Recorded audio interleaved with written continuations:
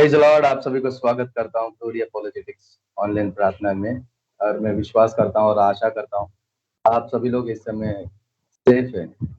आइए हम एक छोटा सा प्रार्थना करेंगे। प्रार्थना करके हम इस आराधना इस संडे प्रेयर को हम शुरू करेंगे। प्रभु परमेश्वर, धन्यवाद यीशु, इस सुंदर समय के लिए धन्यवाद यीशु। हाँ प्रभु, आपने फिर से एक मौका दिया आपके चरणों में आने के लिए और आपकी महिमा करने के लिए। धन्यवाद यीशु, स्तुति करते हैं प्रभु। और इस संडे प्रार्थना को प्रभु आपके हाथों में सौंप कर देते प्रभु। धन्यवाद यीशु। जितने भी भाई बहन हमारे साथ जुड़ रहे हैं प्रभु, उन सभी को आशीष कीजिएगा, उन सभी को आप सिखाएगा प्रभु। धन्यवाद यीशु, स्तुति करते प्रभु। आप सब चीजों को आपके हाथों में सौंप कर देते प्रभु। इस कोई टेक्निकल ग्लिच ना आते हो प्रभु, आप हमें संभालिए प्रभु। प्रेज एंड वर्शिप के द्वारा केवल आपकी महिमा होती प्रभु, और आपकी वचनों के द्वारा हमें सिखाइए प्रभु। धन्यवाद यीशु, सारे चीजों को आपके हाथों में सौंप कर देते हैं। आप हमें चलाइए प्रभु, आप हमें सिखाइए। यीशु मसीह के नाम से मांगता हूँ, आमीन। Okay, praise Lord. फिर से एक बार आप सभी को स्वागत करता हूँ ग्लोरी अपॉलोजेटिक्स ऑनलाइन प्रार्थना में। मैं फिर से कह रहा हूँ, हम हर बार फिर से कह रहे थे, ये ऑनलाइन चर्च नहीं है, ये ऑनलाइन प्रार्थना है। क्योंकि इस लॉकडाउन के माध्यम में, इस जो महा बीमारी के कारण जो हम जुड़ने के लिए एक माध्यम है, इसलिए ये ऑनलाइन चर्च नहीं है। चर्च हमारे हर बार हमारी जो लोकल चर्च है, जो स्थानीय कलीसिया है, वो हमारी चर्च होता है। अगर आपके शहर में लॉकडाउन नहीं है, आपके शहर में चर्च अभी भी ओपन है, आप कृपया कर वहाँ पर विजिट कीजिए, वहाँ पर अटेंड कीजिए, क्योंकि लोकल चर्च वेरी इंपॉर्टेंट है। अगर आपके एरिया में लॉकडाउन है, देन आप हमारे साथ जुड़िए इस लाइव फेसबुक लाइव में। अगर आपकी लोकल चर्च शुरू है तो आप कृपया कर वहाँ पर अटेंड कीजिए, क्योंकि वही इम्पोर्टेंट है। और आगे हम प्रेज एंड वर्शिप की ओर जाएंगे, जो हमारे साथ सिस्टर किरण कुमारी है और सिस्टर सुशीला हमारे साथ जुड़े हैं प्रेज एंड वर्शिप लीड करने के लिए। यस सिस्टर, मैं आपको वेलकम करना चाहूँगा हमारी ऑनलाइन प्रार्थना में। Yes, over to you sister.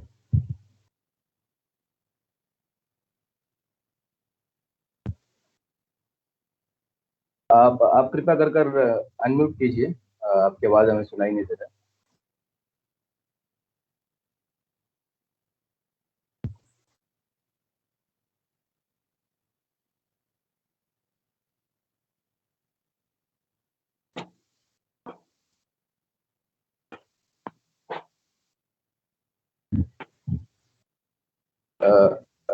One second, brother.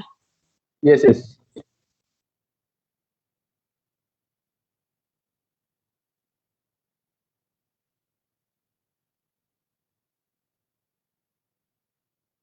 Brother, आप देख पा रहे हैं? यस आप देख पा रहे हैं? यस, मैं देख पा रहा हूँ सिस्टर। हमारी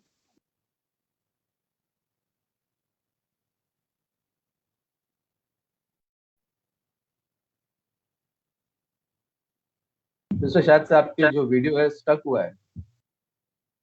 आपकी आवाज़ में सुन पा रहा हूँ, आपकी जो वीडियो है वो हमारी स्टक हुआ वीडियो है। आ रही है? नहीं, वीडियो नहीं आ रहा है। आपकी जो आवाज़ मैं सुन पा रहा हूँ, वीडियो स्टक है शायद से।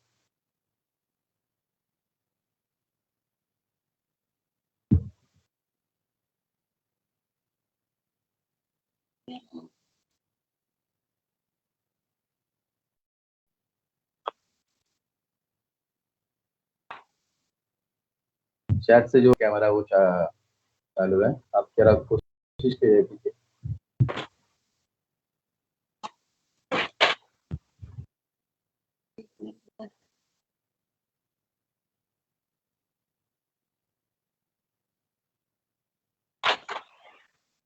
रियली सॉरी, एक minute.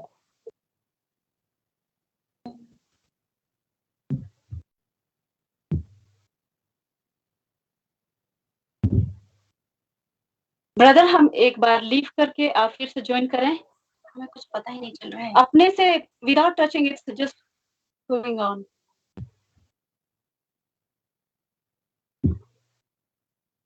Brother Dyson, yes sister, मैं सुन पा रहा हूँ। क्या हम फिर से ज्वाइन करें लीव करके? हमको समझ ही नहीं आ रहा है। ओके, कोई बात नहीं सिस्टर, फिर हम एक दो प्रेयर पर हम प्रार्थना करके हम वचन की ओर जाएं। ठीक है।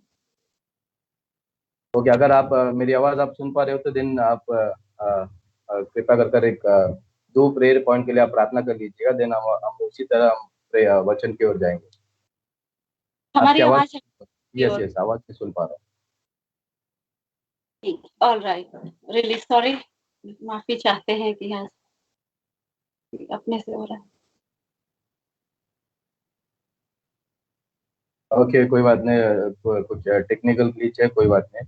हम एक प्रार्थना पॉइंट के लिए हम प्रेयर पॉइंट के लिए हम प्रार्थना करेंगे, देन उसके बाद हम हमारे पास्टर मुनीश है, वचन को लेकर आए, हम उसमें आगे बढ़ेंगे।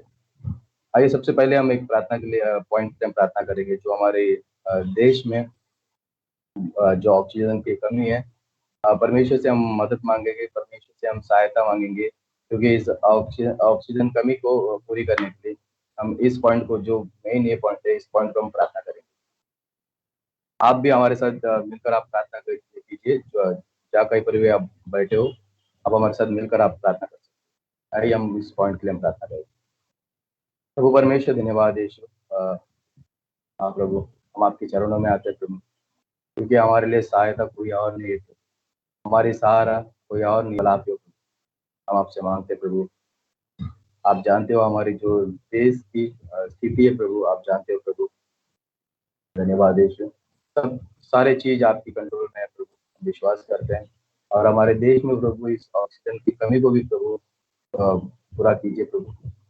सहायता मिलने के लिए आप हमें सहायता कीजिए प्रभु। हमारी जो नेताओं को आप ज्ञान बुद्धि दीजिए प्रभु, ताकि इस स्थिति में भी एक अच्छे डिसीजन लेकर देश को चलाने के लिए आप सहायता कीजिए प्रभु। जहाँ कहीं भी प्रभु हॉस्पिटल में बेड की आवश्यकता है प्रभु, और इस ऑक्सीजन की प्रभु, आप उन सारे चीजों को पूर्ति कीजिए प्रभु। धन्यवाद यीशु, क्योंकि हमारे लिए कोई और सहायता नहीं है प्रभु, केवल आप ही हो प्रभु। हम आपसे मदद मांगते हैं प्रभु, हमारे देश को आपके हाथों में देते प्रभु, आपके चरणों में हम रखते हैं प्रभु, हमें याद कीजिए प्रभु। धन्यवाद यीशु, स्तुति करते प्रभु। धन्यवाद यीशु, इस स्थिति में आप हमें संभालिए प्रभु, आप हमें चलाइए प्रभु।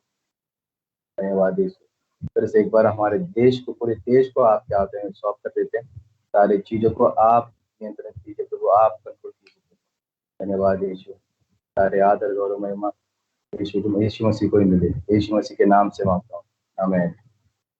Okay, praise the Lord. फिर से एक दूसरा एक पॉइंट हम प्रार्थना, इस महाबीमारी जो कोरोना वायरस है, जल्द से जल्द इससे हम राहत पाने के लिए और इससे छुटकारा पाने के लिए हम प्रार्थना करें इस कोरोना वायरस को लिए, क्योंकि लगातार 1.5 साल तक लगातार इस कोरोना वायरस हमारे देश को, पूरे विश्व को कोरोना वायरस से बहुत सारे मरीज हैं, उनके लिए हम प्रार्थना करेंगे, उनके परिवार के लिए हम प्रार्थना करेंगे, क्योंकि बहुत सारे लोग अपने प्रियजनों को खो चुके हैं, उनके लिए भी हम प्रार्थना करेंगे। परमेश्वर उन्हें सहायता दे सके, परमेश्वर उन्हें दिलासा दे सके, उस पॉइंट के लिए भी हम प्रार्थना करेंगे। आइए हम प्रार्थना करेंगे, आप भी हमारे साथ जुड़कर प्रार्थना कीजिए। प्रभु परमेश्वर, धन्यवाद यीशु। हाँ प्रभु, इस कोरोना वायरस प्रभु केवल भारत देश में ही नहीं प्रभु, पूरे विश्व भर में फैला हुआ प्रभु, हम आपसे मदद मांगते प्रभु। बहुत सारे लोग प्रभु इस कोरोना वायरस की जो पीड़ा सह रहे हैं प्रभु, उन्हें सहायता कीजिए प्रभु, जो उनकी उनकी जो तकलीफ को प्रभु आप दूर कीजिए प्रभु, जो भी आवश्यकता है प्रभु उनकी जीवन में आप उन्हें पूरा कीजिए प्रभु। हाँ प्रभु, धन्यवाद यीशु। आप हमें सहायता कीजिए, और जितने भी बहुत सारे लोग प्रभु उनकी जो प्रियजनों को खो चुके हैं प्रभु, उनके आप सहायता कीजिए, उनके मनों में एक बल दीजिए प्रभु, आगे बढ़ने के लिए आप सहायता कीजिए प्रभु। इस बीमारी जो हमारे देश में फैल चुका है प्रभु, आप हमें सहायता कीजिए प्रभु, जल्द से जल्द इस बीमारी दूर होने के लिए, उसके लिए जो वैक्सीन है प्रभु, उसके लिए जो दवाई है प्रभु, जल्द से जल्द देश भर में फैलने के लिए आप सहायता कीजिए प्रभु। धन्यवाद यीशु, क्योंकि आप ही हमें बचा सकते हैं प्रभु, आप ही हमें संभाल सकते हैं। धन्यवाद, आप हमें संभालिए प्रभु, हमारे देशों को संभालिए, हमारे भाई बहनों को आप संभालिए प्रभु, उन सभी को आपके हाथों में सौंप कर देते। जो मरीज है प्रभु, जो कोरोना वायरस की जो मरीज है प्रभु, उनको भी आपके हाथों में सौंप कर देते प्रभु। जल्द से जल्द उस बीमारी से राहत होने के लिए, उस बीमारी से छुटकारा पाने के लिए आप सहायता कीजिए प्रभु। धन्यवाद यीशु। तो इसे एक बार हमारे देशों को आपके हाथों में सौंप कर देते प्रभु, आप चलाइए, सारी चीज आपकी नियंत्रण में, तो हम विश्वास करते हैं। आप हमें चलाइए, हमारे देश को भी आप चलाइए। सारे आदर गौरव महिमा यीशु मसीह को ही मिले। यीशु मसीह के नाम से मांगता हूँ, आमीन। तो थर्ड हम दो प्रेयर पॉइंट के लिए हम प्रार्थना किए और हम आगे वचन की ओर जाएंगे। मैं कृपया कर आपसे विनती करूंगा, एक डिसिप्लिन के साथ हम वचन को सुनेंगे। जिस तरीके से हम लोकल चर्च में जाते हैं, जिस तरीके से हम स्थानीय कलीसिया में प्रार्थना अटेंड करते हैं, उसी तरह हम एक डिसिप्लिन के साथ इस ऑनलाइन प्रार्थना को भी हम उसी तरह हम देखेंगे। उसी तरह हम बाइबल को लेकर एक नोट पैड वचन को लिखने के लिए सारी चीज हम इकट्ठा कर हम बैठेंगे, एक डिसिप्लिन के साथ बैठेंगे। और आगे की समय में पास्टर मुनीश को मैं इनवाइट करना। Yes pastor Munish. Thank you brother Dyson समय देने के लिए, और आप सभी लोगों का भी धन्यवाद हो जो लोग आज हमारे साथ यहाँ पे जुड़ पाए हैं। और मैं आशा करता हूँ कि जो चीज़ आपको बार बार ब्रदर डायसन कह रहे हैं, ब्रदर फ्रांसिस ने भी आपको कहा है कई बार, आप उसको फॉलो कर रहे होंगे। अर्थात ये कि अगर आपके यहाँ पे लोकल चर्च है तो आप लोकल चर्च को स्किप नहीं किए होंगे, मैं ये उम्मीद कर रहा हूँ। और केवल वही लोग आज यहाँ पे लाइव जुड़े हैं जो लोग के यहाँ पे लॉकडाउन है या फिर किसी कारणवश नहीं कर पा रहे हैं, लोकल गैदरिंग नहीं हो पा रहा है। तो आइए आज हम लोग वचन की ओर बढ़ेंगे और मैं आपके लिए यूहन्ना उसका 7 अध्याय और उसका 6 पद पढ़ना चाहूंगा। यूहन्ना द्वारा लिखित सुसमाचार उसका 7वां अध्याय और उसका पद 6 यानी कि 6 पद। मैं आपके लिए हिंदी बाइबल में से इस पद को पढ़ूंगा और फिर हम लोग वचन में कुछ बातों को देखेंगे।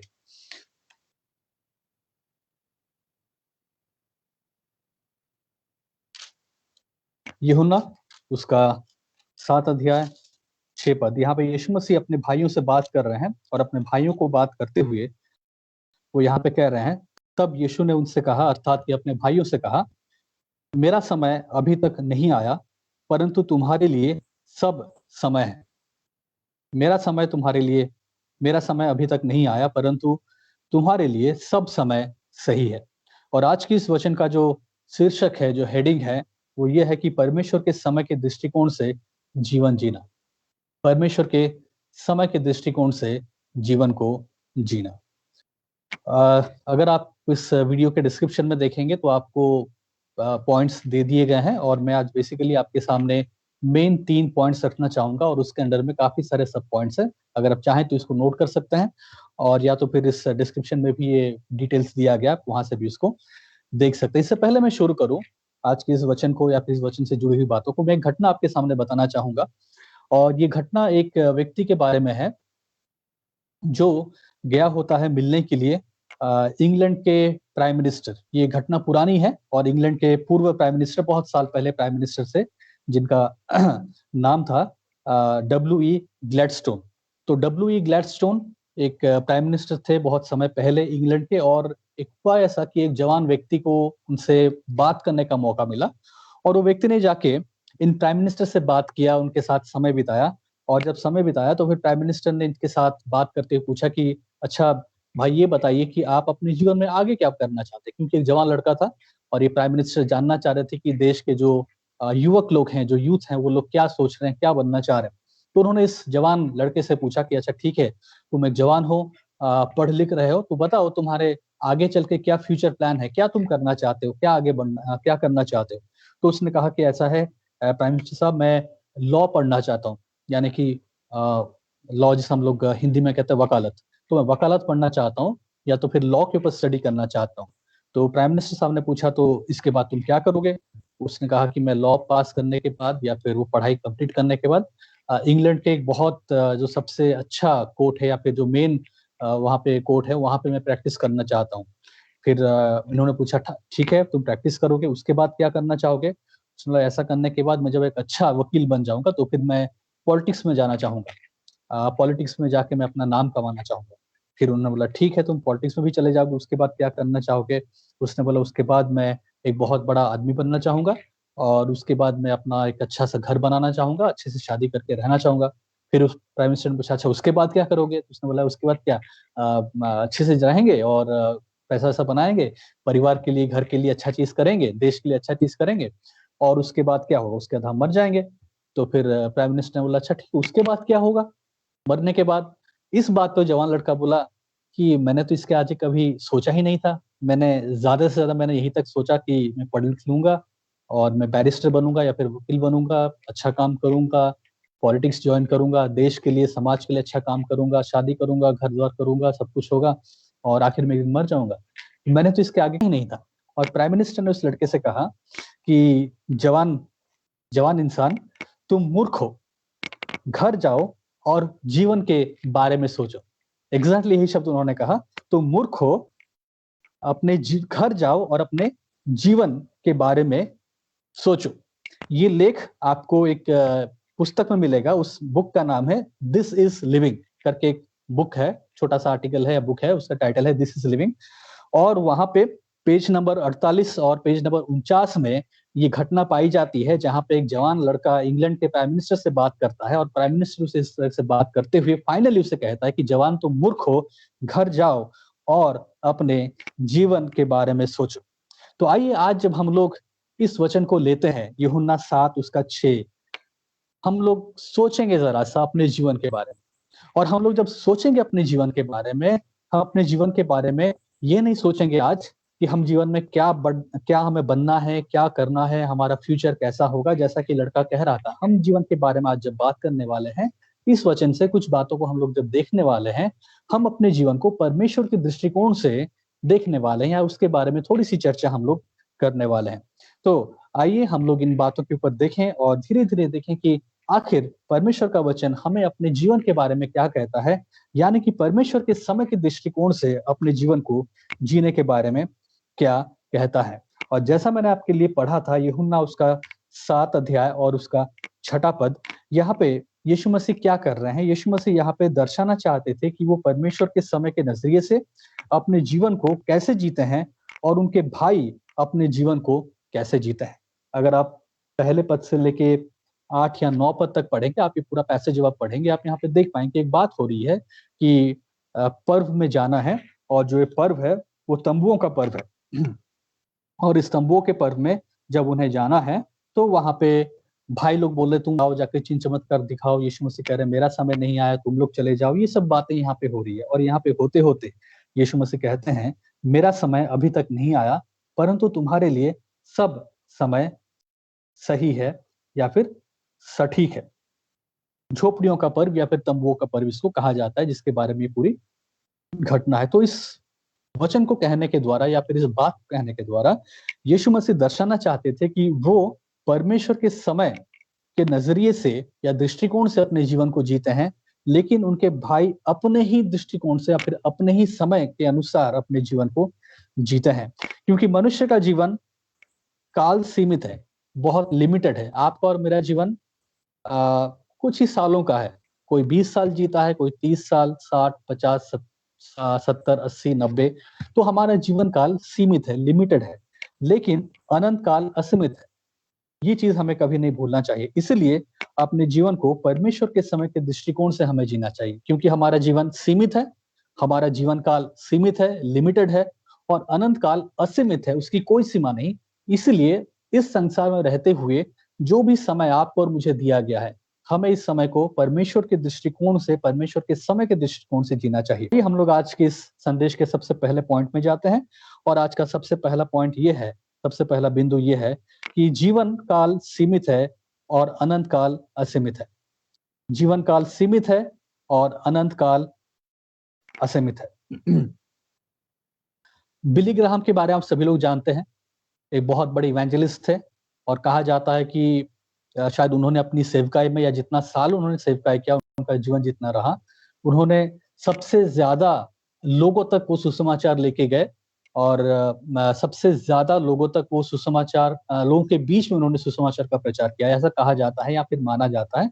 और आर्ग्यूबली अगर आप देखें तो सच में उनकी सेवकाई उस हिसाब, वो कई जगह पे कई लोगों के बीच में बहुत स्थानों में गए और परमेश्वर ने इस्तेमाल किया और उन्होंने सुसमाचार को, गॉस्पेल को काफी लोगों के बीच में, बहुत देशों में, बहुत सारी जगहों में उन्होंने प्रचार किया। तो बिली ग्राहम को पूछा गया था, ये पूछा गया था कि किसने, बिली ग्राहम को पूछा गया कि मनुष्य के जीवन के बारे में आपको कौन सी बात सबसे ज्यादा अचंभित करती?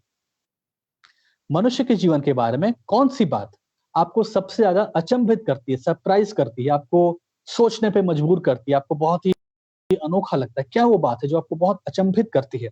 उन्होंने उत्तर दिया, मनुष्य के जीवन की संक्षिप्तता या फिर अल्पकालिता मुझे सबसे ज्यादा अचंभित करती है।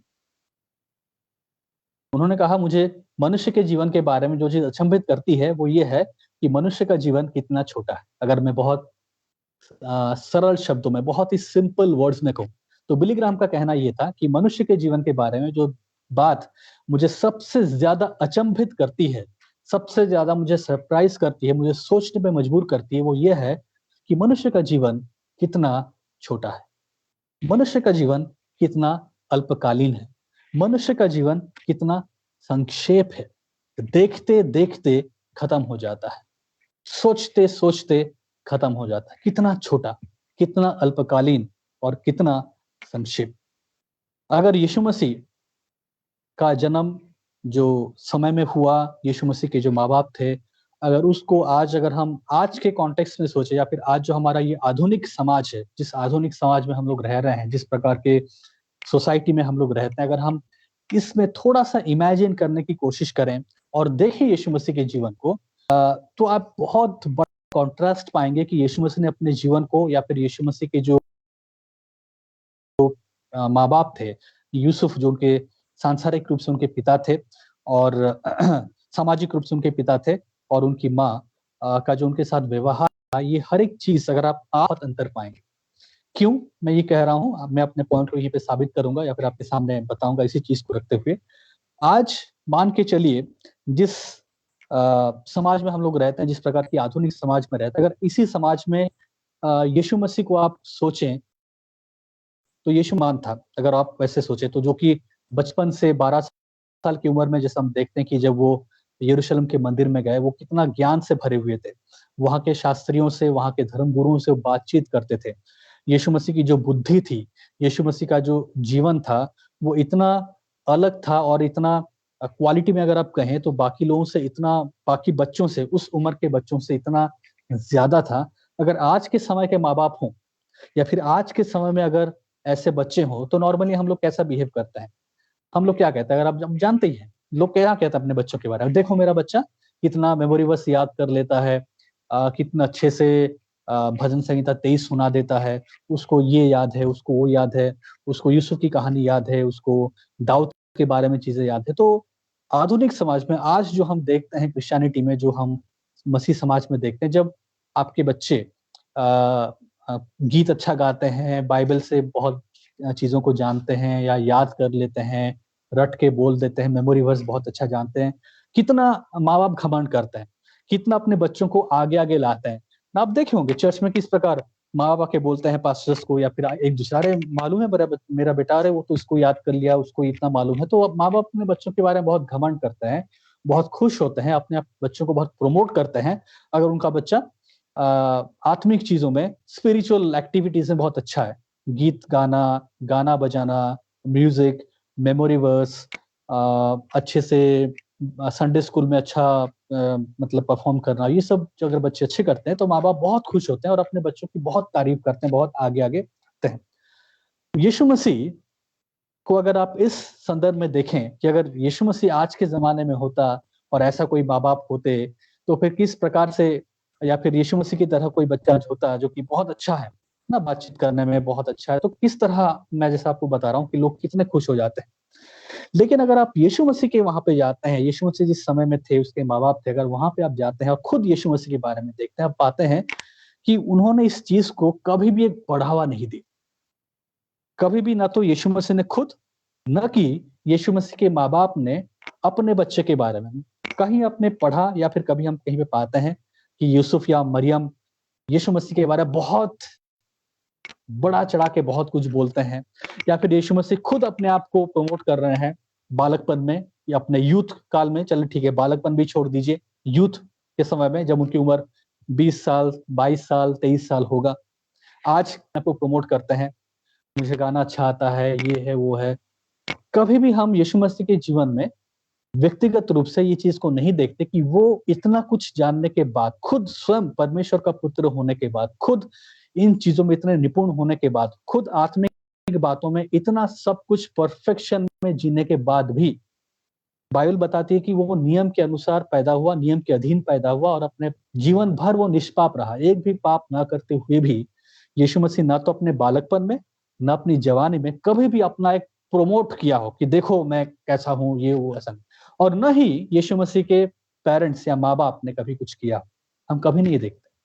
नॉर्मली हम ये अपने साथ देखते हैं, हम लोग अपने बच्चों को प्रमोट करते हैं, हम लोग अपने आप को प्रमोट करते हैं, जवान लोग अपने आप को प्रमोट करते हैं, कितना अच्छे हैं, कितने क्या करते हैं। लेकिन यीशु मसीह के साथ हम ये नहीं देखते हैं। क्यों? क्योंकि हम लोगों का ये सब चीज करना एक ह्यूमन पर्सपेक्टिव है। और अगर आप थोड़ा और सोचें कि अगर यीशु मसीह जीवित रहते, क्योंकि कई बार मैं भी ऐसा सोचता था कि यीशु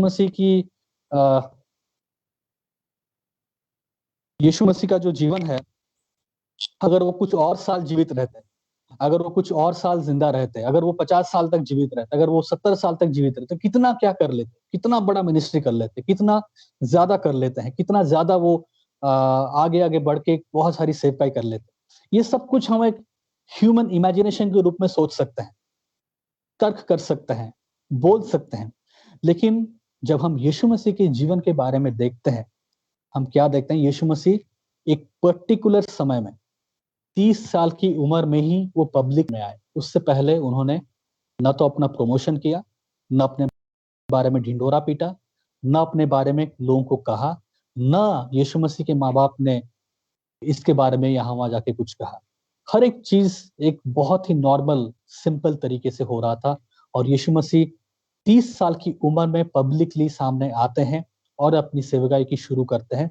3 साल सेवकाई करते हैं। 3 साल सेवकाई या 3.5 साल सेवकाई करने के बाद जब उनका सेवकाई का समय समाप्त होने पे आता है, तो यूहन्ना 17 और उसका 4 पद में वो प्रार्थना करते हैं पिता से, और क्या कहते हैं? जो कार्य तूने मुझे करने को दिया था उस करके मैंने पृथ्वी पर तेरी महिमा की है।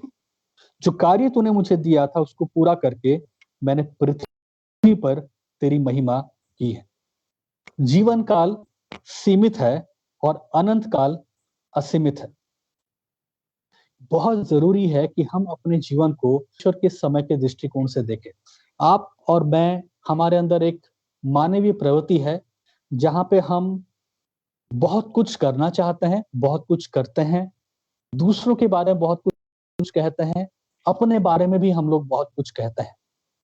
क्योंकि हम कई बार समझ नहीं पाते, कई बार जान नहीं पाते कि क्या ये हर एक बातें परमेश्वर के नजरिए से, परमेश्वर के समय के दृष्टिकोण से हो रहा है?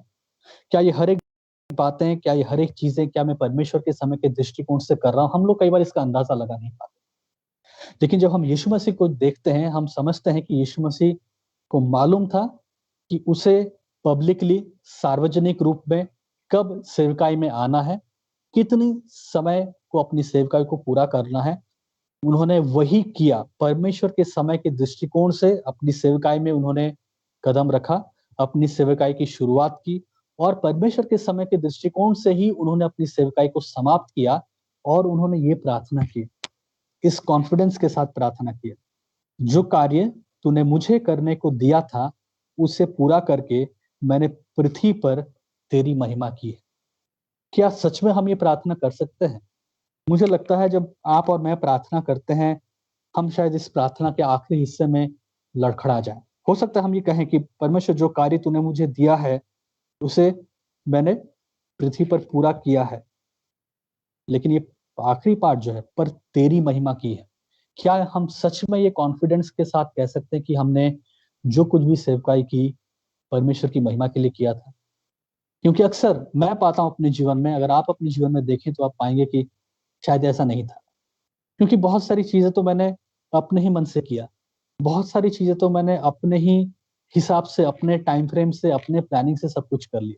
तो हाँ, परमेश्वर की सेवकाई को तो किया, पृथ्वी पर रहते हुए परमेश्वर के कार्य को तो किया, प्रचार तो किया, बाइबल स्टडी भी किया, लोगों को विजिट तो किया, चर्च प्लांटिंग भी किया, चर्च मिनिस्ट्री भी किया। लेकिन क्या ये हर एक बातें परमेश्वर के समय के दृष्टिकोण से था, या यहाँ पे मेरे कुछ अपने स्वार्थ थे, जहाँ पे मैं अपनी पहचान, अपना नाम, अपनी वाहवाही, अपनी चीजों को भी मैं बना रहा था? क्या मैं सच में ये कह सकता हूँ, अगर मैं अपने आप को आज पूछता हूँ, अपने आप को जांचता हूँ, तो क्या मैं ये सच में यूहन्ना 17:4 का जो आखिरी तेरी महिमा की है, क्या ये मैं कह सकता हूँ? क्या आप सच में कह सकते हैं? क्या हम ये सच में कह सकते हैं? हमें ये जांचना होगा, हमें ये अपने जीवन में देखना होगा। जीवन काल सीमित है, अनंत काल असीमित है। तो ये जो सीमित जीवन काल है, इस सीमित जीवन काल में क्या हम परमेश्वर के समय के दृष्टिकोण से चल पा रहे हैं? और क्या हम वास्तव में परमेश्वर को महिमा दे पा रहे हैं उन कामों को करके जिसको परमेश्वर ने सच में ठहराया है?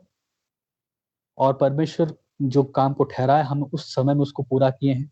यीशु मसीह भी कह सकते थे कि मैं तो नियम के अधीन में पैदा हुआ हूँ, मैं तो हर एक चीज को पालन कर रहा हूँ, 30 साल तक क्यों वेट करना है? मैं 25 साल हो गया ना, काफी मैं मेरा हो गया, मैच्योर हो गया, मैं तो वैसे ही मतलब सब कुछ है, मैं मतलब सिद्ध हूँ, क्या जरूरत है 30 साल वेट करने का? यीशु मसीह 18, 19, 20 साल में सेवकाई शुरू कर सकते थे, कह सकते थे अपने बारे में बहुत कुछ, चिन्ह चमत्कार सब कुछ, अद्भुत काम, हर एक चीज कर सकते थे। और ये आर्ग्यू भी कर सकते थे परमेश्वर से कि क्यों केवल 3.5 साल? अगर रहूं और 5-10 साल इस पृथ्वी पे मैं बहुत कुछ कर लूंगा, बहुत बड़ा सेवकाई कर सकता हूं मैं। नहीं, वो केवल परमेश्वर के समय में ही अपनी सेवकाई शुरू की, परमेश्वर के समय के साथ अपनी सेवकाई समाप्त की, और इसीलिए वो इस हियाव के साथ इस प्रार्थना को कर पाए कि जो कार्य तूने मुझे करने को दिया है उसे पूरा करके मैंने पृथ्वी पर तेरी महिमा की है। इसके साथ आइए हम लोग अपने पॉइंट में जाते हैं। यीशु की भाइयों का समय को लेके एक मनुष्य रूपी दृष्टिकोण था। पहला चीज जैसा हमने देखा कि जीवन काल सीमित लेकिन अनंत काल असीमित है। दूसरा पॉइंट हम जो देखने वाले हैं यूहन्ना 7:6 से, वो ये था कि यीशु के भाइयों का समय को लेके एक मनुष्य रूपी दृष्टिकोण था। तो यीशु मसीह ने यही कहा, मेरा समय अभी तक नहीं आया, परंतु तुम्हारे लिए सब समय ठीक है, तुम्हारे लिए सब समय उचित है, तुम्हारे लिए सब समय सटीक है। तो यीशु मसीह के भाइयों का क्या चीज था? यीशु मसीह के भाइयों का समय को लेके एक मनुष्य रूपी दृष्टिकोण था। तो जब यीशु मसीह ने ये बात कही कि मेरा समय अभी तक आया नहीं, परंतु तुम्हारे लिए सब समय सही है, इसका अर्थ क्या था? यानी कि यीशु मसीह का अपने भाइयों की बातों को सुन के, जो यीशु मसीह के भाई ये सब बातें कह रहे थे, विशेष रूप से 3 पद से लेके जो बातों को यीशु मसीह के भाई यीशु मसीह से कह रहे थे, उन बातों को सुनने के बाद यीशु मसीह ने जब ये कहा, इसका अर्थ ये था कि उनकी बातों को सुनकर यीशु का कहने का अर्थ ये था कि ईश्वर संबंधी दृष्टिकोण से, परमेश्वर के दृष्टिकोण से उनके कार्य अर्थहीन और महत्वहीन थे। किसके कार्य? इनके भाई के, यीशु मसीह के जो भाई थे, उनका जो ये सब काम था, उनके जो कार्य थे, वो कर तो रहे थे, वो कह तो रहे थे, हाँ हम ये करेंगे, हम यहाँ जाएंगे, वो सब कुछ कर रहे थे। ऐसा नहीं कि वो कुछ नहीं कर रहे थे, घर में आलस के ऐसा बैठे थे, नहीं, वो कर रहे थे, वो धार्मिक काम कर रहे थे, पर्व में जा रहे थे, सब कुछ कर रहे थे। लेकिन इन हर एक चीज को करने के बावजूद भी परमेश्वर के दृष्टिकोण से या फिर ईश्वरीय दृष्टिकोण से उनके जो ये सब कार्य थे वो अर्थहीन थे और महत्वहीन थे। तो इस दूसरे पॉइंट से मैं आपके सामने 3 बातों को रखना चाहूंगा, या फिर इस हमारा जो दूसरा पॉइंट है, इसके 3 पहलू हैं, जिसका मैं आपके सामने कुछ बातों को मैं रखना चाहूंगा।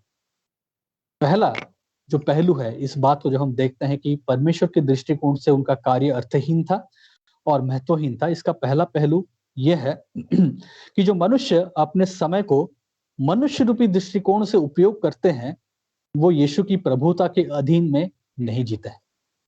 जो लोग, चाहे आप, चाहे मैं, चाहे कोई भी, हम अपने आप को विश्वासी कहते हैं, प्रभु के लोग कहते हैं, लेकिन अगर आप और मैं अपने समय को मनुष्य रूपी दृष्टिकोण से, अपने दृष्टिकोण से, अपने सोच और समझ के अनुसार उपयोग करते हैं, तो हम यीशु की प्रभुता के अधीन में नहीं जीते हैं। साफ बात है। जब हम अपने हिसाब से अपने समय को व्यतीत करते हैं, इसका अर्थ यह है कि हम परमेश्वर के या फिर प्रभु के प्रभुत्व में, यीशु के प्रभुत्व में अपने जीवन को नहीं जीते हैं। इसके भाई क्या कर रहे थे? इसके भाई लोग क्या कह रहे थे? ये लोग पर्व में जाना चाह रहे थे, पर्व में जाने की बात कर रहे थे। तीसरे पद में लिखा है, इसलिए उनके भाइयों ने उससे कहा, यहाँ से यहूदिया को जा, तू करता है उन्हें तेरे चेले कोई ना होगा जो प्रसिद्ध होना चाहे और छिप कर काम करे। यदि तू काम करता है तो अपने आप को जगत पर प्रकट कर, क्योंकि उसके भाई उस पर विश्वास नहीं करते थे। तो यीशु मसीह ने उनको 6 पद में ये बातें कही। 8वें पद में, तुम पर्व में जाओ, मैं अभी उस पर्व में नहीं जाता, क्योंकि अभी तक मेरा समय पूरा नहीं हुआ है। वह उनसे ये बातें कहकर गलील में रह गया। और 10 पद में लिखा है, परंतु जब उसके भाई पर्व में चले गए तो स्वयं भी प्रकट में नहीं, परंतु मानो गुप्त से गया। यीशु मसीह के जो भाई थे, ये लोग यीशु मसीह के साथ पले बढ़े। ये जो भाई थे, इन्होंने यीशु मसीह के बारे में सब कुछ जानते थे। यीशु मसीह किस प्रकार पाप रहित जीवन जी रहे था, कि वो लोग देख पा रहे थे। यीशु मसीह के जीवन में बालकपन से वो ज्ञान, वो बुद्धि की बातें, वो ईश्वरीय बातें, इन हर एक चीजों को उसके भाई लोग ऑब्जर्व कर रहे थे। लेकिन फिर भी इनके भाई यीशु मसीह पे विश्वास नहीं करते थे।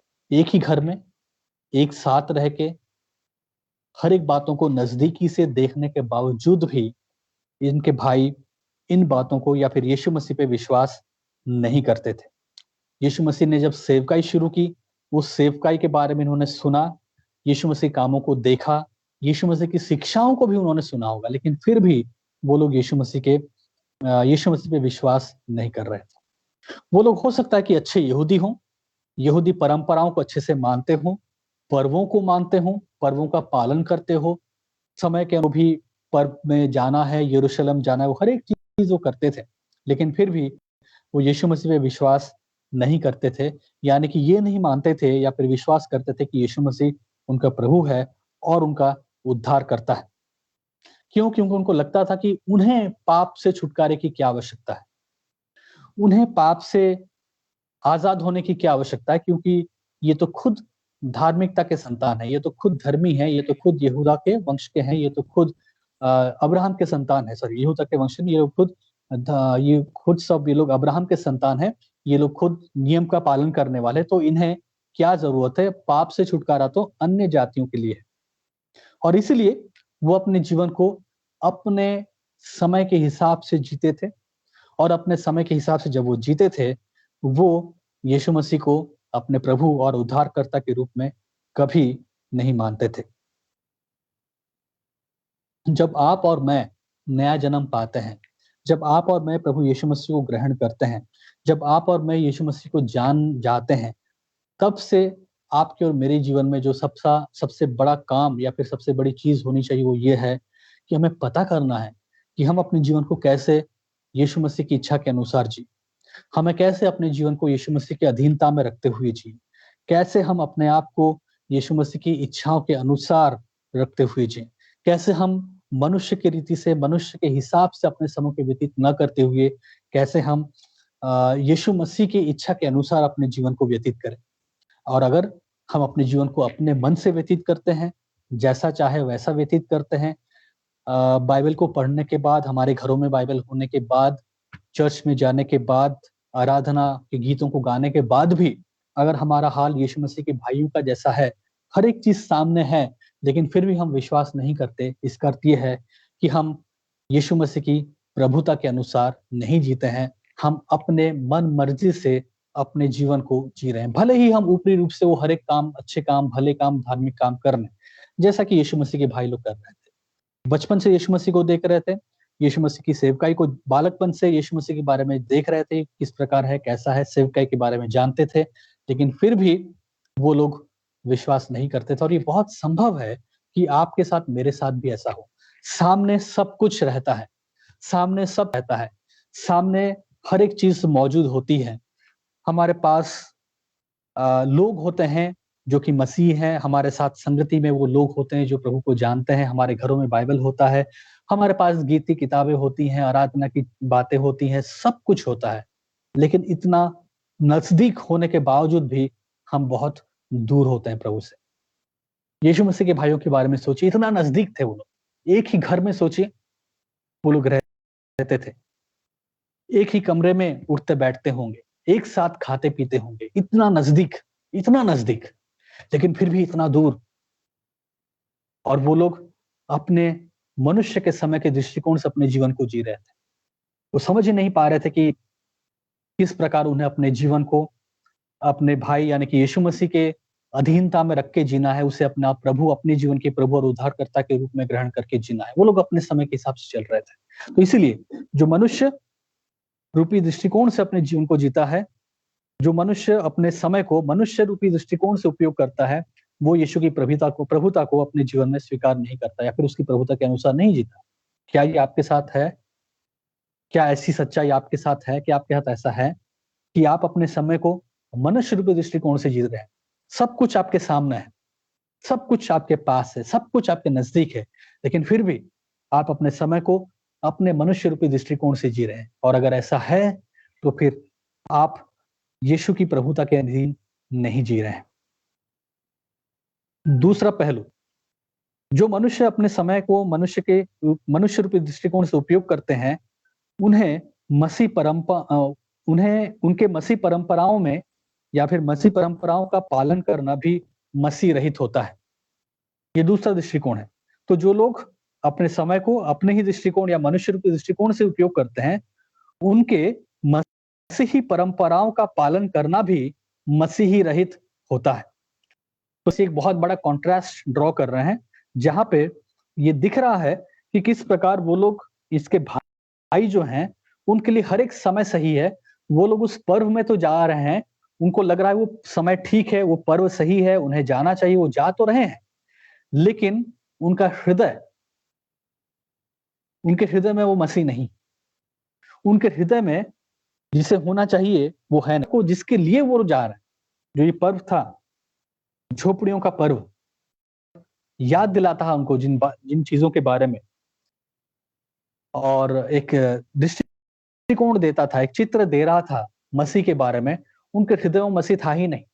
वो पर्व तो मना रहे हैं, पर्व में जा तो रहे हैं, यरूशलेम तो जा रहे हैं, उस मंदिर में तो जा रहे हैं, लेकिन कौन है, उस मंदिर की पहचान किसके ऊपर आधारित है, वो व्यक्ति उनके हृदय में नहीं है।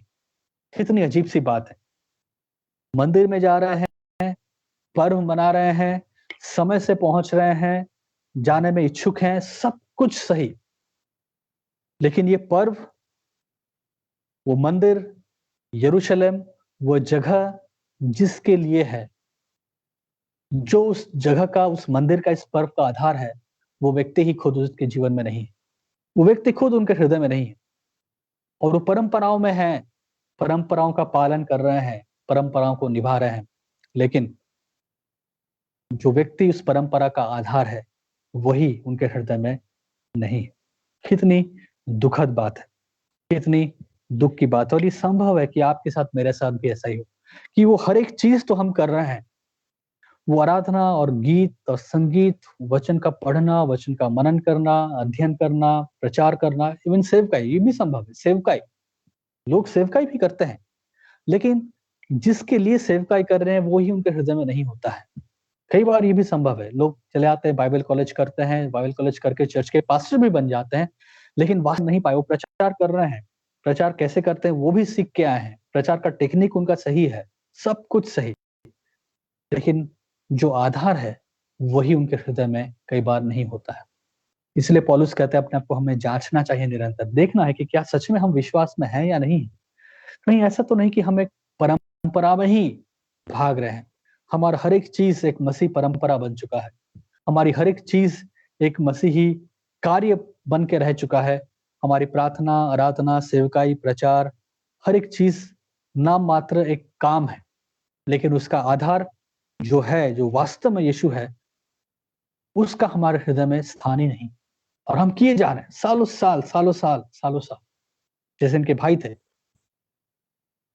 30 साल हो गया वो लोग देख रहे हैं यीशु मसीह को, लगभग 30 साल। उसका जीवन, बालकपन, जवानी, सेवकाई, हर एक चीज देखे आ रहे हैं। एक ही घर, एक ही परिवार, एक ही जगह, नासरत, सब कुछ एक साथ, लेकिन हृदय में मसीह नहीं है। तो बहुत जरूरी है मेरे प्रिय भाइयों बहनों की ये हम निश्चित करें कि जो मनुष्य अपने समय को मनुष्य रूपी दृष्टिकोण से उपयोग करते हैं, उनके मसीह परंपरा का पालन करना भी मसीह रहित होता है। वो अपने ही धुन में जा रहे हैं, वो अपने ही स्पीड में जा रहे हैं, वो अपने ही तरीके से सेवकाई कर रहे हैं, वो अपना ही एक धुन में अपने ही प्लानिंग किए जा रहे हैं। सेवकाई को लेके सब कुछ अपने तरीके से चल रहा है। कहने के लिए सेवकाई, कहने के लिए चर्च, कहने के लिए मिनिस्ट्री, कहने के लिए विश्वासी, कहने के लिए संगीत, कहने के लिए बिल्डिंग, कहने के लिए सब बढ़िया, लेकिन सब कुछ क्या है?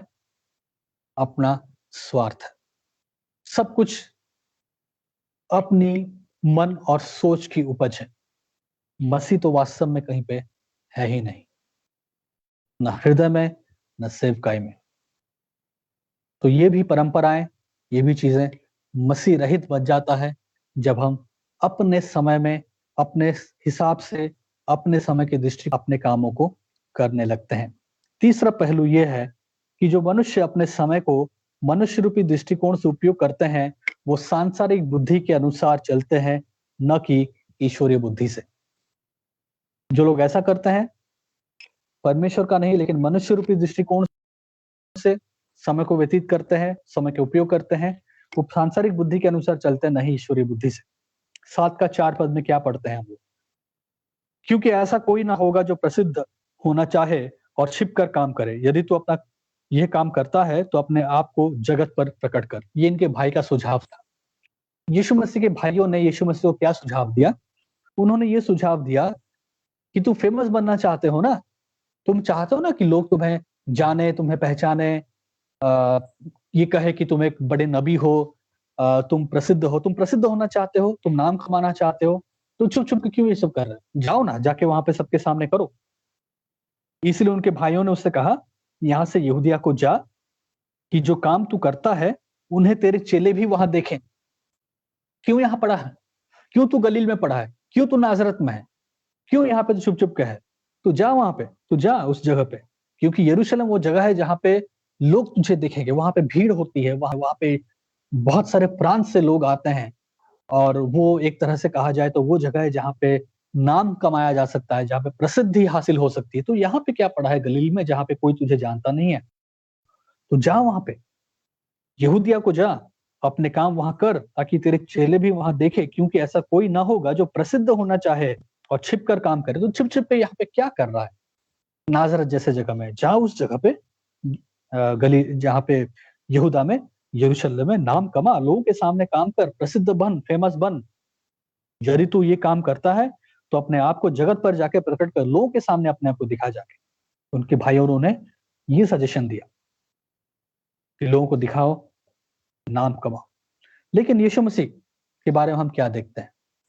यीशु मसीह जाते तो हैं यरूशलेम, लेकिन जब यीशु मसीह यरूशलेम जाते हैं, यरूशलेम में जाके यीशु मसीह जो सबसे प्रसिद्ध रूप से अपने आप को प्रकट करते हैं, व्यापक रूप में, एक ब्रॉडर सेंस में अपने आप को प्रकट करते हैं, ताकि लोग उसे जाने, उसके बारे में बातें कहें, लोगों के मुंह पे यीशु मसीह का नाम फैल जाए, हर लोग के जुबान पे यीशु मसीह का नाम आए। वो क्या था? यरूशलेम गए। यीशु मसीह वहां पे जाके कोई ऐसा बहुत भव्य काम नहीं किया यरूशलेम में जाके जिसके द्वारा लोगों के जुबानों पे, लोगों के दिलों में वो छा जाए, लोगों के दिमाग में वो छा जाए। लेकिन क्या काम किया जाके यीशु मसीह ने यरूशलेम में जाके? यीशु मसीह ने कलवरी के क्रूस पे अपने आप को दिया, क्योंकि यही वो तरीका था जिसके द्वारा वो मनुष्य को अपनी ओर। यूहन्ना 12 और उसका 32 पद में लिखा है। यूहन्ना 12 और उसका 32 पद। यूहन्ना 12 का 32 में लिखा है, और मैं यदि पृथ्वी पर से ऊंचे पर चढ़ाया जाऊंगा तो सबको खींचूंगा। यदि मैं पृथ्वी पर से ऊंचे पर चढ़ाया जाऊंगा तो सबको अपने पास खींचूंगा। ये क्रूस पे उनके बलिदान के बारे में बात कही जा रही है। जो भाई थे उनका गुण क्या था? जैसा हमारा तीसरा पहलू है कि जो मनुष्य अपने समय को मनुष्य रूपी दृष्टिकोण से उपयोग करते हैं, वो सांसारिक बुद्धि के अनुसार चलते हैं। तो सांसारिक बुद्धि के अनुसार उनके भाई लोग कह रहे थे कि प्रसिद्ध बनना है तुम्हें, नाम कमाना है ना, जाओ, जो काम तुम यहाँ कर रहे हो वहां पे आके वो बड़ा काम दिखाओ। सब लोग तुम्हें पहचान लेंगे, सब लोग तुम्हें जान लेंगे, हर एक लोगों के ज़बान पे तुम्हारा नाम आ जाएगा, लोग तुम्हारी वाहवाही करते, तारीफ करते हुए जाएंगे। क्योंकि पर्व में यरूशलेम में जब लोग आते हैं, अलग-अलग जगहों से आते हैं। आपको याद है ना पेंतेकुस्त के पर्व में कैसे अलग-अलग प्रांत से लोग जमा हुए थे? प्रेरित काम में हम लोग पढ़ते हैं, तो यरूशलेम वो जगह था जहाँ पे बहुत जगह से लोग आते थे, यहूदी लोग, वहाँ पे पर्व को मनाने।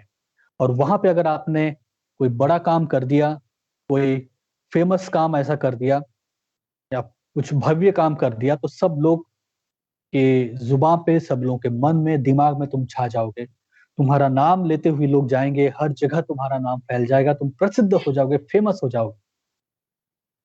ये सांसारिक बुद्धि के अनुसार ऐसा करो। लेकिन यीशु मसीह सांसारिक बुद्धि के अनुसार नहीं चलते थे। यीशु मसीह चलते थे ईश्वरीय बुद्धि से, और मैं अपने स्वर्गीय पिता की बुद्धि के अनुसार, ईश्वरीय बुद्धि से। और उसके अनुसार यीशु मसीह का कहना था, या यीशु मसीह ने यरूशलेम में जाके ऐसा कुछ कारनामा नहीं कर दिया बहुत बड़ा, जिसको लोग लेके या सुन के लोगों के दिमाग में या जुबान पे वो फैल गए, बस गए। लेकिन यीशु मसीह ने कौन सा कार्य करना चुना? यीशु मसीह ने वहां पे अपने आप को क्रूस से बलिदान किया। कलवरी के क्रूस पे वो चढ़े, और कलवरी पे क्रूस पे चढ़ के जो कार्य उन्होंने किया, पिलातुस के द्वारा दंड की आज्ञा आई, रोम के सैनिकों ने जिस प्रकार यीशु मसीह के साथ बर्ताव किया, उसको मारा, पीटा, उसका दाढ़ी खींचा, थूका, उसका अपमान किया, उसको कोड़े मार के लहूलुहान किया, उसको क्रूस उठा के वो कलवरी के क्रूस तक गया, फिर उसको कीलें ठोकी गई, फिर उसको क्रूस पे चढ़ाया गया। सब कुछ एक ऐसा बड़ा कार्य था, ऐसा भव्य कार्य था, जिसको यीशु मसीह परमेश्वर की बुद्धि और समय के अनुसार वहां पे किए। ये कोई वैसा काम नहीं था जिसकी तारीफ लोग करने लगे। ये कोई ऐसा काम नहीं था जिसको सुन के लोग बहुत खुश हो गए, या देख के लोग काम किया, क्या मजा आ गया देख के, क्या काम था, वाह। नहीं, एक शर्मनाक, अपमानजनक मौत। सारे वस्त्र उतार दिए गए यीशु मसीह के, और लहूलुहान करके उनको दो चोरों के बीच में टांगा गया। किस प्रकार का एक अपमानजनक चित्र, एक अपमानजनक हादसा या अपमानजनक कार्य जो यीशु मसीह के साथ हुआ। लेकिन यीशु मसीह ने होने दिया, क्योंकि परमेश्वर की बुद्धि के अनुसार था, परमेश्वर की योजना के अनुसार था, क्योंकि इसी के द्वारा ये संभव था कि वो मनुष्य को अपनी ओर खींचे। और आगे चल के पौलुस कहते हैं, पहला कुरिन्थियों 1 अध्याय 23 पद में, पहला कुरिन्थियों उसका पहला अध्याय 23 और 24 पद में, परंतु हम तो उस क्रूस पर चढ़ाए हुए मसीह का प्रचार करते हैं, जो यहूदियों के लिए ठोकर का कारण है, अन्य जातियों के लिए मूर्तक है, क्या यहूदी क्या यूनानी, उनके निकट मसीह परमेश्वर की सामर्थ और परमेश्वर का ज्ञान है। बहुत जरूरी है कि हम अपने जीवन को कैसे जीते हैं, परमेश्वर की बुद्धि के अनुसार या मनुष्य की बुद्धि के अनुसार। एलियट नाम के एक मिशनरी थे, जो 28 साल की उम्र में प्रभु के पास चले गए। इक्वेडर नामक एक जगह पे एक खतरनाक कबीला जो बाहर वालों को देख के मार डाले, उनके बीच में उन्होंने सेवकाई किया। 28 साल की उम्र में उनकी मृत्यु हुई। उनके बीच में सेवकाई करते हुए जवान व्यक्ति, इस कम उम्र में उनकी मृत्यु हुई, जिम एलियट। उन्होंने उनका एक स्टेटमेंट है, जब वो कॉलेज में थे, जब वो अपनी पढ़ाई कर रहे थे, उन्होंने ये कहा था, he is no fool who gives what he cannot keep to gain what he cannot lose. He is no fool who gives what he cannot keep to gain what lose. Hindi में अगर हम कहें, वो मनुष्य मूर्ख नहीं है जो उस चीज को पाने के लिए जो खोया नहीं जा सकता, उस चीज को त्यागता है जिसे वो रख नहीं सकता।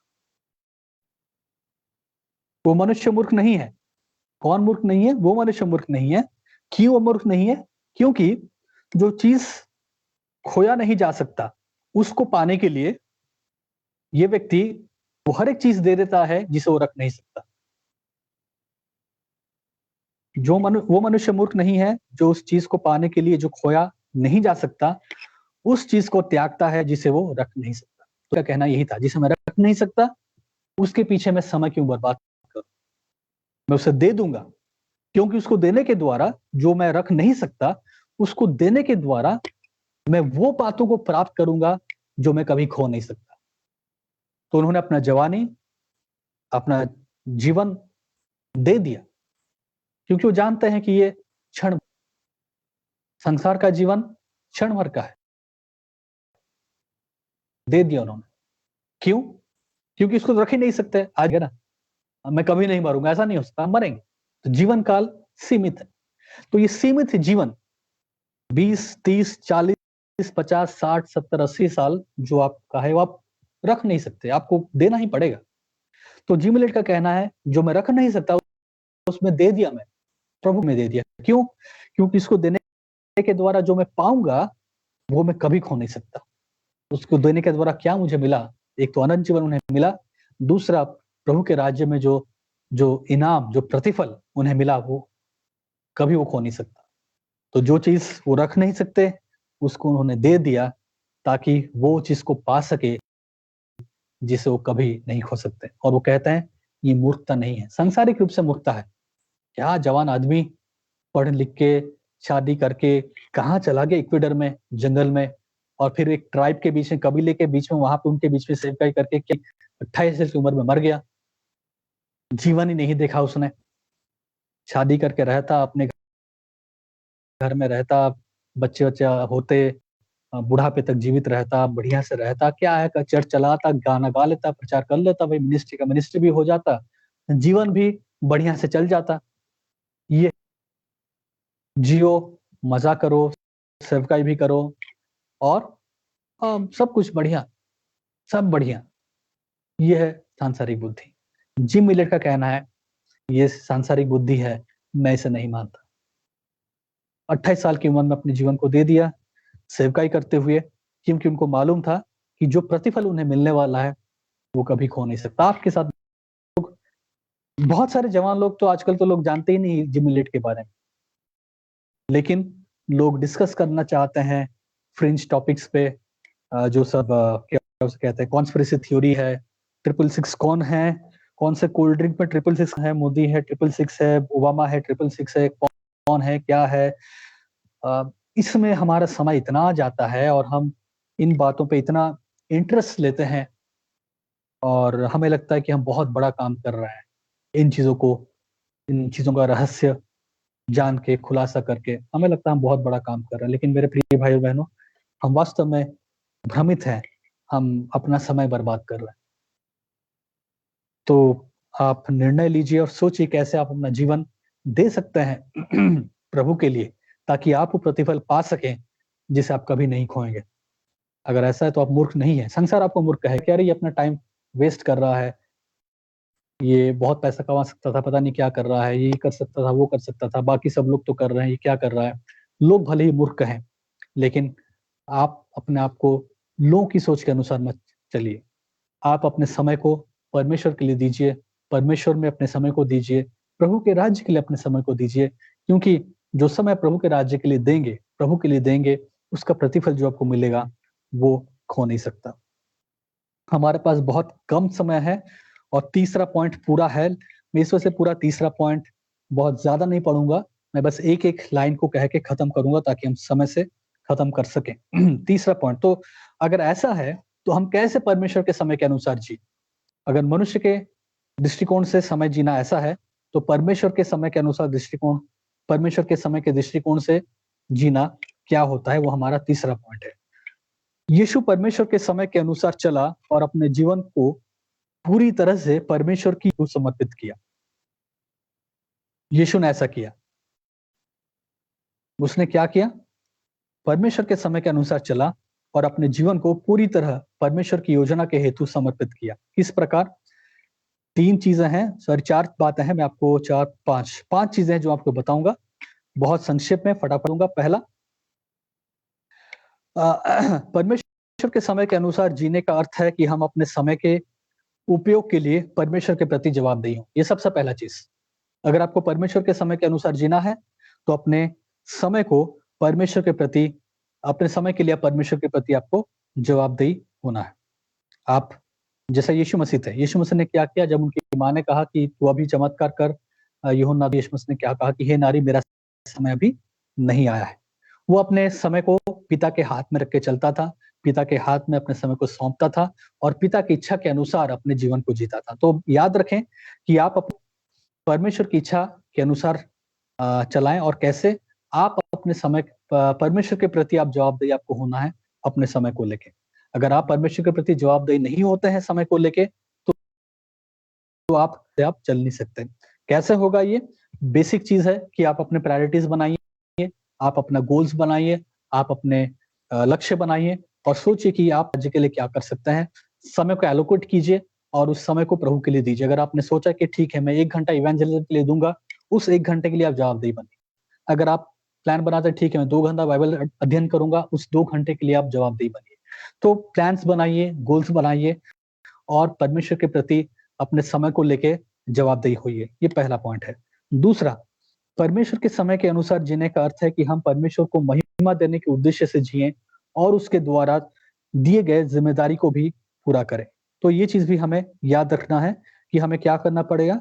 परमेश्वर की महिमा के लिए उस उद्देश्य को जीना होगा और उस जिम्मेदारी को हमें पूरा भी करना होगा।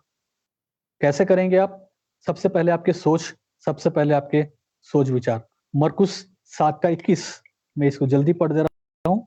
मरकुस उसका 7 अध्याय और उसका 21 पद। क्योंकि भीतर से अर्थात मनुष्य के मन से बुरे बुरे विचार, व्यभिचार, चोरी, हत्या, परस्त्री गमन, लोभ, दुष्टता, ये सब बातें निकलती है। ये सब बुरी बातें भीतर से ही निकलती हैं और मनुष्य को अशुद्ध करती हैं। तो सबसे पहले आपको, अगर परमेश्वर के उद्देश्य में आपको जीना है तो सबसे पहले अपने सोच, अपने विचार को नियंत्रण में लाना है। क्योंकि अगर आपके अंदर से वो सही सोच नहीं है, आपका दिल में से गलत बातें भरी पड़ी हैं, तो आप परमेश्वर के उद्देश्य के लिए, परमेश्वर की महिमा के लिए नहीं जी पाएंगे। तो सबसे पहले अपने हृदय को जांचें, अपने हृदय में क्या सोच, क्या विचार है, उसके प्रति आप बहुत सतर्क हो। दूसरा, परमेश्वर के वचन के अनुसार अपने सोच और विचार को बनाए।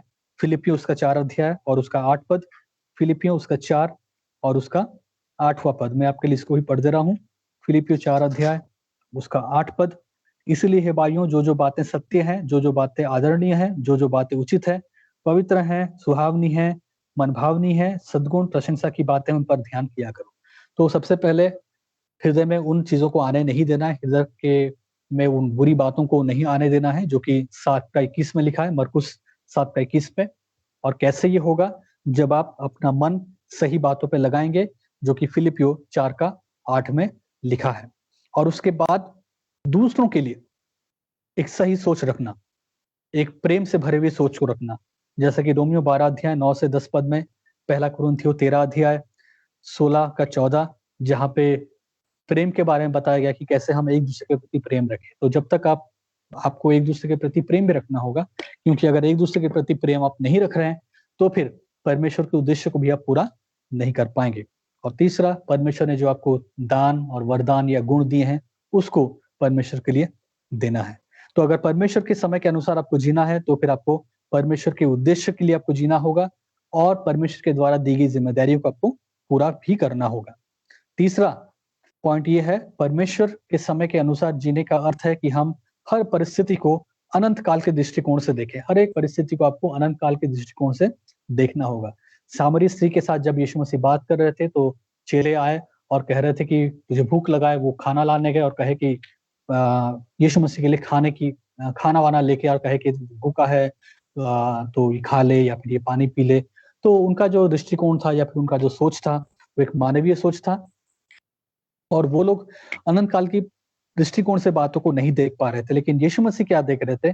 यीशु मसीह वहां पे अनंत काल के दृष्टिकोण से बातों को देख रहे थे। वो भूखे थे, वो प्यासे थे, लेकिन जब स्त्री के साथ बात कर रहे थे, वो इसलिए बात कर रहे थे ताकि सामरिया में, उस गांव में या फिर उस प्रांत में वो औरों तक भी सुसमाचार को लेके जाएं और भी लोग वहां पे सुसमाचार को जान पाए, और भी लोग वहां पे सच्चे परमेश्वर के बारे में जान पाए। तो हाँ, यीशु मसीह शारीरिक रूप से प्यासे थे, भूखे थे, लेकिन यीशु मसीह का अनंत काल का दृष्टिकोण था, जिस आधार पे वो लोग उस तरीके से बात कर रहे थे। यीशु मसीह केवल पानी पीने की बात नहीं कर रहे थे, लेकिन उसको उस अनंत जीवन देने की बात कर रहे थे। तो हर एक परिस्थिति में अनंत काल का दृष्टिकोण के रूप में यीशु मसीह देखते थे, और हमें भी वैसा ही करना है। जो भी समय हमें दिया जाता है, जो भी परिस्थिति में हम हैं, हम उसे अनंत काल के दृष्टिकोण से देखना सीखें। चौथा बात, परमेश्वर जीने का अर्थ है कि हम उचित विवेक का उपयोग करें, पर व्यक्तिगत स्वार्थ, सुरक्षा, परमेश्वर की इच्छा को पूरा करने से पीछे न हटे। तो हमें क्या करना पड़ेगा? परमेश्वर के समय के अनुसार जीने के अर्थ हमें क्या करना है कि हमें उचित विवेक का उपयोग भी करना है। ठीक है, जब जरूरत पड़े तो हमें एक उचित विवेक का उपयोग भी करना है, लेकिन हमें यह भी ध्यान देना है कि व्यक्तिगत स्वार्थ के लिए हमें परमेश्वर के इच्छा से भागना नहीं है। फॉर एग्जाम्पल, जब हम यीशु मसीह की बात करते हैं, बहुत सारी जगह में हम देखते हैं कि यीशु मसीह उचित विवेक का उपयोग करते हैं, और जहां उन्हें लगता है कि खतरा है, लोग उनको पकड़ने वाले हैं, वो वहां से चले जाते थे, भाग जाते थे, छिप जाते थे। वो लोगों के सामने अपने आप को प्रकट नहीं करते थे। इसको कहते हैं उचित विवेक का प्रयोग करना, रीजनेबल प्रूडेंस जिसे हम कहते हैं। तो उचित विवेक का प्रयोग करते हुए उन्हें लगता था कि अच्छा, यहाँ पे मुझे अब नहीं जाना चाहिए, लोगों के बीच में मुझे नहीं आना चाहिए। वो जाते नहीं थे, अपने आप को प्रकट नहीं करते थे। सेम चीज प्रेरित पौलुस के साथ भी है। लेकिन जब जरूरत पड़ता था और जब जरूरत पड़ा, वो पीछे नहीं हटे। तो जब जरूरत पड़ा तब यीशु मसीह सामने भी आए और क्रूस के ऊपर भी अपने प्राण, जरूरत पड़ा तब प्रेरित पौलुस भी दुख तकलीफ का सामना किए, डंडे खाए, पथराव का सामना किया, और बहुत सारे सताव का भी सामना किया। तो दोनों चीजें थी। तो जहां पे उचित विवेक का प्रयोग करना है, वहां पे उचित विवेक का प्रयोग आप करें, और जहां पे आपको खतरा और मुसीबत और तकलीफ और क्लेश का सामना करना है, वहां पे आपको करना है। वहां पे व्यक्तिगत सुरक्षा, व्यक्तिगत चीजों को देखते हुए आप वहां से भागना नहीं चाहिए। प्रेरित पौलुस भागे नहीं, यीशु मसीह भी नहीं भागे, लेकिन बहुत सारी परिस्थितियों में उचित विवेक का उपयोग करते हुए यीशु मसीह खतरों से बचे, और प्रेरित पौलुस भी अपने आप को खतरों से उन्होंने अपने को बचाया। लेकिन ये कैसे होगा? इसका कोई फॉर्मूला नहीं है। आपको प्रार्थना पूर्वक, आपको दिमाग का इस्तेमाल करके सोचना है कि कौन सा वो चीज है जहां पे आपको उचित विवेक का प्रयोग करना है और खतरे से बच के निकलना है, और कहाँ पे आपको स्वार्थ को अपने जीवन से हटाना है, डर को हटाना है, और चाहे क्लेश, चाहे दुख, चाहे तकलीफ, वहां पे आपको उसका सामना करना है। और आखिर में, परमेश्वर के समय के अनुसार जीने का अर्थ है कि हम अनईश्वरवाद परंपराओं का विरोध करने के लिए हम लोग खड़ा हो जाए। तो परमेश्वर के समय के अनुसार चलने का अर्थ ये भी है कि हमें क्या करना पड़ेगा? अनईश्वरवाद परंपराओं का सामना हमें करना, और उसके विरुद्ध हमें खड़ा होना।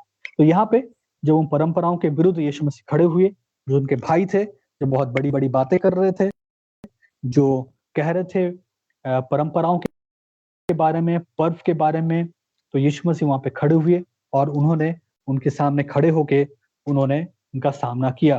उन्होंने कहा कि तुम्हारे लिए हर एक समय ठीक है, लेकिन मेरे लिए ऐसा नहीं है। मैं परमेश्वर के समय के हिसाब से चलता हूँ। जहां जहां जरूरत पड़ा, यीशु मसीह फरीसियों के सामने खड़े हुए और उनके पाखंडपन को उजागर किया। जहां जहां जरूरत पड़ा, यीशु मसीह धर्म गुरुओं के सामने खड़े हुए उनके पाखंडपन का उजागर किया। तो जब हम परमेश्वर के समय के अनुसार चलते हैं, तो फिर का सामना करते हुए उनका हम विरोध भी करते हैं। तो प्रभु आपको सहायता करे कि आप अपने जीवन को अनंत काल के दृष्टिकोण से जिएं, परमेश्वर के समय के दृष्टिकोण से अपने जीवन को जिएं। याद रखें इन बातों को, याद रखिएगा इन पॉइंट्स को, कि कैसे आपका जीवन क्षण भर का है, और आपका जीवन को इस वजह से आपको अपनी इच्छा और अपने मन मर्जी से नहीं जीना चाहिए। परमेश्वर के दृष्टिकोण से, परमेश्वर के नजरिए से अपने जीवन को आपको जीना है, ताकि प्रभु को महिमा मिल पाए, परमेश्वर को महिमा मिल पाए, ताकि वो प्रतिफल जो आपको परमेश्वर के इच्छा के अनुसार जी के मिलेगा, वो कभी भी आपसे चुरा ना लिया जा सके, वो कभी भी आपसे अलग ना हो। तो ध्यान रखिए इन बातों का, और प्रार्थना कीजिए कि प्रभु हम सबकी अगुवाई करें। इसी के साथ हम एक छोटी सी प्रार्थना करते हैं और इस सेशन को खत्म करते हैं। प्रभु जी, हम प्रार्थना करना चाहते हैं कि आप हमारी सहायता करें, अनुग्रह दें कि हम आपके समय के अनुसार, आपकी बुद्धि के अनुसार प्रभु जी हम समय को जीने वाले हो सके। आप हमें ज्ञान बुद्धि दें ताकि हम इस बात को समझ जाएं कि ये जो जीवन काल हमारे पास है, ये क्षण भर का है, अल्पकालीन है, इसके मालिक हम नहीं हैं। प्रभु ये जीवन जो हम पकड़ के रख नहीं सकते, इसे प्रभु जी हम पकड़ के रख के करेंगे भी क्या। प्रभु जी हम अपने जीवन को आपके हाथों में सौंपते हैं, ताकि जब हम अपने जीवन को आपको दें तो फिर आपकी इच्छा के अनुसार चलने के द्वारा हम वो प्रतिफल पा सके जो कभी भी हमसे लिया नहीं जा सकता। प्रभु उस दृष्टिकोण के साथ हमें इस जीवन को जीने के लिए सहायता करें। इस प्रार्थना को प्रभु यीशु हम आपके नाम से मांगते हैं, आमीन। तो इस समय मैं ब्रदर डायसन को हैंड ओवर करता हूँ, आगे का समय उनके हाथ में। Thank you pastor Manish. मेरे प्रिय भाई बहनों, आप अगर आप में से कोई है पास्टर मनीष की पेज को आप कट कर आपकी चैनल में अपलोड करना चाहते हैं तो आप बेहिचक आप अपलोड कर सकते, चैनल में आप अपलोड कर सकते। और आखिर में एक ही जो प्रार्थना विनती है, जो हमारे देश में अभी फिलहाल इलेक्शन हुआ है, जो इलेक्शन हम एक लास्ट एक विनती के लिए हम प्रार्थना करेंगे। आइए हम सभी लोग मिलकर जो हमारे देश जहाँ कहीं पर भी इलेक्शन हुआ है उस रिजल्ट के लिए हम प्रार्थना करेंगे। प्रभु परमेश्वर, धन्यवाद यीशु, सुंदर समय के लिए धन्यवाद यीशु। हाँ प्रभु, जहाँ कहीं पर भी प्रभु इलेक्शन हुआ है उसके रिजल्ट के लिए हम प्रार्थना करते हैं प्रभु, धन्यवाद यीशु। और जो एक अच्छे लीडर, एक अच्छी नेता हमारे देश में जो हमारे स्टेट्स में आने के लिए हम प्रार्थना करते हैं प्रभु, धन्यवाद। नेताओं को आप ज्ञान बुद्धि से भर दीजिए प्रभु, लोगों को चलाने के लिए, लोगों को सिखाने के लिए प्रभु ज्ञान बुद्धि से आप उस नेताओं को आप भर दीजिए प्रभु, धन्यवाद यीशु। हम जानते हैं प्रभु आप पूरे विश्व में आप राज्य करते हो प्रभु। जो भारत देश में जो नेता है प्रभु, उन सभी को आपके हाथों में हम सौंप कर देते प्रभु, आप हमें चलाइए प्रभु, धन्यवाद यीशु। जो भी स्टेट्स में अभी रिजल्ट अनाउंस हो रहा है प्रभु, उनको भी आपके हाथों में सौंप कर देते प्रभु, हमारे देश को आपके हाथों में सौंप कर देते, आप हमें चलाइए, धन्यवाद यीशु। सारे आदर गौरव महिमा यीशु मसीह को ही मिले, यीशु मसीह के नाम से मांगता हूँ, आमीन। Okay, praise Lord. मेरे प्रिय भाई बहनों, आप लगातार हमारे साथ जुड़े, पिछले 1.5 घंटा आप हमारे साथ जुड़े। और आज रात को 8 बजे जो हमारे प्रेयर चेन है आज का, आप उसमें भी जुड़िए, उसमें भी भाग लीजिए। हमारे देश के लिए हम प्रार्थना करेंगे, जो बीमारी के लिए प्रार्थना करेंगे, जो देश की जो सिचुएशंस है उसके लिए हम प्रार्थना करेंगे। आप भूलिएगा मत, आप हमारे साथ 8 बजे जो लाइव प्रार्थना है प्रेयर, उसमें आप भाग लीजिएगा। और नेक्स्ट वीक अगर आप में से कोई है जो प्रेज एंड वर्शिप लीड करना चाहते हो, गीत गाना चाहते हो, आप हमारे ग्लोरी अपॉलोजेटिक्स फेसबुक पेज में इनबॉक्स में मैसेज कीजिए ताकि हम आपसे संपर्क कर सकें। आप हमें मैसेज कीजिएगा और लगातार हमारे साथ जुड़े रहेगा ग्लोरी अपॉलोजेटिक के साथ। और अपने आप को ख्याल रखिएगा, मास्क पहनिएगा, सैनिटाइज कीजिएगा, और ज़रूरत है तभी आप बाहर निकलेगा, क्योंकि हमें जो गवर्नमेंट की जो आज्ञा को भी हमें पालन करना ज़रूरी है। इसलिए अपने आप को सेफ रखिएगा, आपकी परिवारों को आप सेफ रखिएगा। परमेश्वर आपके साथ है और हम नेक्स्ट वीक आपके साथ मिलेंगे। तब तक परमेश्वर आपके साथ है। God bless you, thank you so much हमारे साथ जुड़ने के लिए। God bless you, thank you.